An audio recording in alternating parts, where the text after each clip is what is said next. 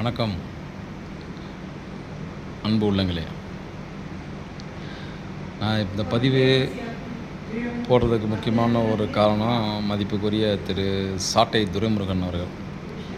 இல்லை, அவ்வளோ பேச்சு பேசுனீங்களே மதிப்புக்குரிய சாட்டை துரைமுருகன் அவர்களே, உங்கள் முகத்தை எங்கே வச்சுக்குவீங்க? இது வேறு வெக்கமில்லாமல் இதை வேறு பேசிக்கிறீங்க. இதுக்கப்புறம் தான் ஆட்டம் இருக்குது, தாண்டவம் இருக்குன்னு அப்படி பேசி பேசி தான் டெபாசிட் கூட வாங்காமல் கன்றாவது இதெல்லாம் ஏன் தான் கட்சின்னு வச்சுக்கிட்டு இருக்கீங்களோ ஒன்றும் தெரியல. நல்லதோ கெட்டதோ மக்கள் தேர்ந்தெடுத்துட்டாங்க, புரியுதுங்களா? நான் தான் புத்திசாலி, தேர்ந்தெடுத்த ஒரு கோடி மக்களும் முட்டாள் அப்படிங்கிற மாதிரிலாம் பேசக்கூடாது மதிப்புக்குரிய திரு சாட்டை துரைமுருகன் அவர்களே. அப்படிங்களா? என்ன வாய், அட பாவிகளா! இந்த வாய் தான் உங்களை வீணாக பண்ணுது. இந்த வாய் தான் உங்களை அழிச்சு கொண்டு போனது.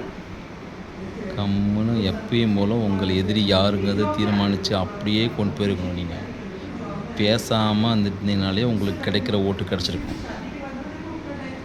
வாய் தவளை தன் வாயால் கெடுங்கிறதுக்கு ஒரு உதாரணம் ஒரு இது நீ தான், சாட்டை துரைமுருகன் தான்.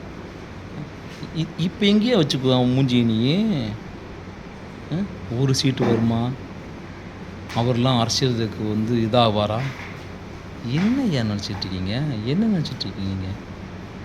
மக்கள் சக்தி பொல்லாதது, புரிஞ்சுதா? இப்போயாவது புரிஞ்சுக்கிட்டு மூட வேண்டியதெல்லாம் பத்திரம் மூடிக்கிட்டு வாயை மூடிக்கிட்டு கம்முன்னு வேடிக்கையை பாருங்கள். வேடிக்கை பார்க்காதவங்களெலாம் தெரியும்ல, வேடிக்கையை பாருங்கள். நாங்கள் எப்படி கொண்டு போகிறோங்கிறத.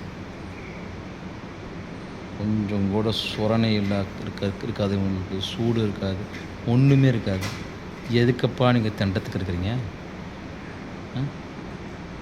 நாங்கள் அணில் குஞ்சுக்கு தான், இல்லைன்னு சொல்ல வரல. இன்றைக்கி யாரும் நாங்கள் காமிச்சோம்ல, நீங்கள் தான் சிங்கமாச்சே.